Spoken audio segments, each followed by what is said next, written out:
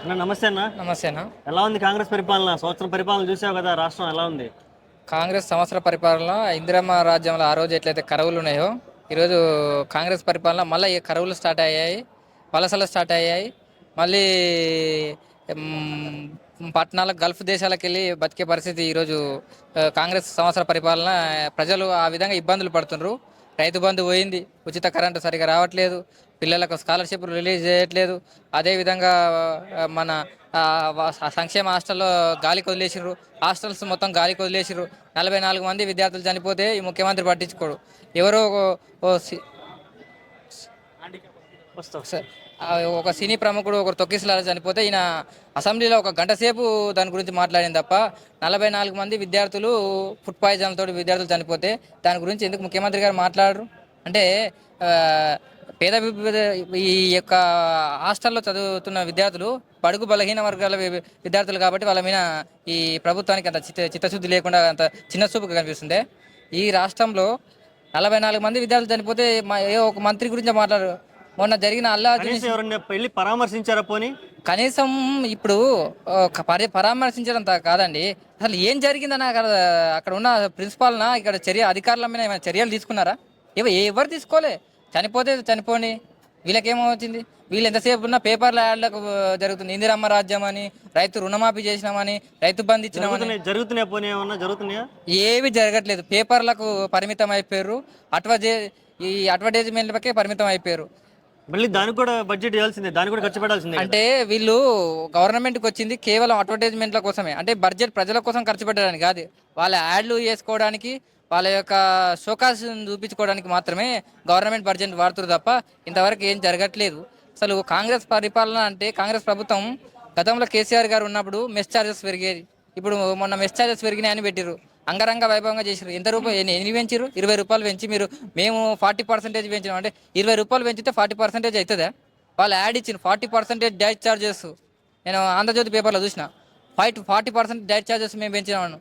కేసీఆర్ గారు వచ్చిన తర్వాత సంక్షేమ హాస్టల్ కానీ గురుకులాలను కానీ ఈ 200 ఉన్న గురుకులాలను 1000 గురుకులాలు చేసింది. ఆర్ఎస్ ప్రవీణ్ కుమార్ నేతృత్వంలో వేల మంది విద్యార్థులు అద్భుతంగా మాట్లాడినరు. ఎవరెస్ట్ శిఖరం లాంటి ప్రదేశాలకు వెళ్ళినారు. మరి ఈరోజు మీ ప్రభుత్వంలో ఏం జరుగుతుంది? ఫుడ్ పాయిజన్తో చనిపోతున్నారు. ఇది మీ ప్రభుత్వ పరిపాలన. ఎంతసేపు ఉన్నా సరే, ముఖ్యమంత్రి ఎంతసేపు ఉన్నా కేసీఆర్ గారి మీద కుట్రలు, కేటీఆర్ గారి మీద కుట్రలు, నిత్యం కుట్రల మధ్యలోనే ఈ ప్రభుత్వం నడుస్తుంది తప్ప ఎలాంటి ప్రజలకు మేలు జరిగే విధంగా ఈ ప్రభుత్వం పనిచేయడం లేదు. కేటీఆర్ గారిని అరెస్ట్ చేస్తామంటున్నారు, దాని మీద నీ అభిప్రాయం? కేటీఆర్ గారిని అరెస్ట్ చేశారంటే నిన్నటి వరకు వాళ్ళు చెప్పకంగిట్లు ఎంత ఈజీగా ఉందంటే ఒక కేసు పెడతారు, వాళ్ళే లెటర్ రాస్తారు. దాన్ని దర్యాప్తు చేయకముందుకే సిబిఐ ఎఫ్ఐఆర్ షీట్లో A1గా కేటీఆర్ గారిని పెడుతుంది. ఏ విధంగా పెడుతుంది? దర్యాప్తు నిధులు మళ్ళీ అన్నది ఇక్కడ ఎవరి అకౌంట్లోకి వెళ్ళినాయి? దాన్ని ఏమన్నా మీరు చూపించగలిగినరా? అసలు ఎవరి అకౌంట్లోకి వెళ్ళినాయి? అది ఈ రేసింగ్ అనేది తెలంగాణ ప్రతిష్టాత్మకంగా చాలా అద్భుతంగా జరిగింది.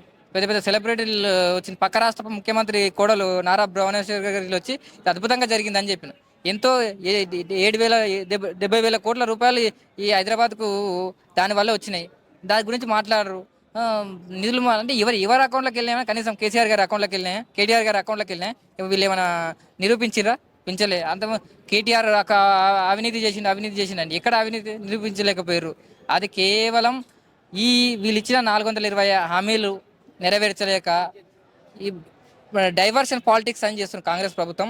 వీళ్ళు చెప్పారు యువతకు 4,000 నిరుద్యోగ వృత్తి ఎక్కడ ఉంది? ఒక విద్యార్థి నిరుద్యోగి ఒక స్టడీ సర్కిల్ అంటే TGBS కానీ వాళ్ళని ఏదానికైనా అప్లై చేస్తే మిగతా సంబంధించిన జాబ్ నోటిఫికేషన్ ఫ్రీగా ఉచితంగా అప్లై అన్నారు. మరి ఎక్కడ ఉంది? రాలేదు కదా. ఆ తర్వాత 18 సంవత్సరాలు నిండిన వాళ్ళకి అందరికీ ఎలక్ట్రిక్ స్కూటీలు ఇస్తున్నారు. ఎక్కడ ఉంది? రాలేదు కదా. మరి 5 లక్షల విద్యా భరోసా కార్డు అన్నారు. ఎక్కడ ఉంది? రాలేదు కదా. ఆ తర్వాత రైతు బంధు ఎక్కడ పోయింది? రాలేదు కదా. విద్యార్థులకు 40% తోటి డైట్ ఛార్జెస్ పెంచి మేము వాళ్ళకు ₹1,00,000 డైట్ మెనూ తయారు చేస్తామన్నారు. ఎక్కడ ఉంది? లేదు కదా. విద్యార్థులకు స్కాలర్షిప్లు పెండింగ్ లో ఉన్నాయి, విత్డ్రాల్ చేస్తామన్నారు. ఎక్కడ ఉన్నాయి? విత్డ్రాల్ చేసి ఏం డిమాండ్ చేస్తున్నాం? అన్ని చెప్పుకుంటా పోతున్నారు కానీ ఏమీ చేయట్లేదు కదా. నీ వైపు నుంచి ఏం డిమాండ్? మేము ఒకటే కాంగ్రెస్ ప్రభుత్వాన్ని, మీరు ఎంతసేపు కేటీఆర్ గారి పైన కానీ కేసీఆర్ గారి పైన కానీ వాళ్ళ మీద దృష్టి పెట్టకుండా మీరు పరిపాలన మీద దృష్టి పెట్టండి. పరిపాలన మీద దృష్టి పెడితే ఈ ఈ ప్రజలు మిమ్మల్ని మెచ్చుకుంటారు, ప్రజలు మిమ్మల్ని తిట్టుకుంటుండ్రు. ఏ మంత్రి కానీ ఈరోజు బయట ఒంటరిగా గన్మేన్లు లేకుండా తిరిగే పరిస్థితి లేదు, ముఖ్యమంత్రి గారికి ఇట్లా తిరిగే పరిస్థితి లేదు. మేము కోరేది వల్ల బీఆర్ఎస్ పార్టీ తరఫున ప్రజలకు మేలు చేయండి. మేము బీఆర్ఎస్ పార్టీ తరఫున మేము ప్రత్యేకంగా వాళ్ళని అభినందిస్తాం, మేము సపోర్ట్ చేస్తాం. మీరు ప్రజలకు మేలు చేయకుండా మీరు ఇచ్చిన హామీలు తుంగలో తొక్కి ఈరోజు బీఆర్ఎస్ పార్టీ మీద కుట్రలు చేస్తున్నారని, లగిచర్ల పైన కేసీఆర్ కుట్ర, కేటీఆర్ గారి కుట్ర ఉంది, ఈ ఫుడ్ పాయిజన్లు అయితే ఆర్ఎస్ ప్రవీణ్ గారు కుట్ర ఉంది అనేది ఇవన్నీ మీరు ఆపండి. ఈ డైవర్స్ పాలిటిక్స్ అనేది ఆపండి. మీరు ఒక సమస్య ఒకటి ఉంటే వీళ్ళు ఇంకో సమస్యను సృష్టిస్తారు. అలాంటి సమస్యలు సృష్టించకుండా మీరు ఇచ్చిన 420 హామీలు, విద్యార్థులకు ఏదైతే ఇచ్చిండ్రో, మీరు ఏడాదికి 2 లక్షల ఉద్యోగాలు, అదేవిధంగా మిగతా అన్ని అంశాలను నెరవేర్చండి. మీరు ఇచ్చిన 420 హామీలు నెరవేర్చండి. నేను కాంగ్రెస్ ప్రభుత్వాన్ని డిమాండ్ చేస్తున్నాను. బీఆర్ఎస్ పక్షాన మేము కోరుతున్నాం. Okay, thank you so much.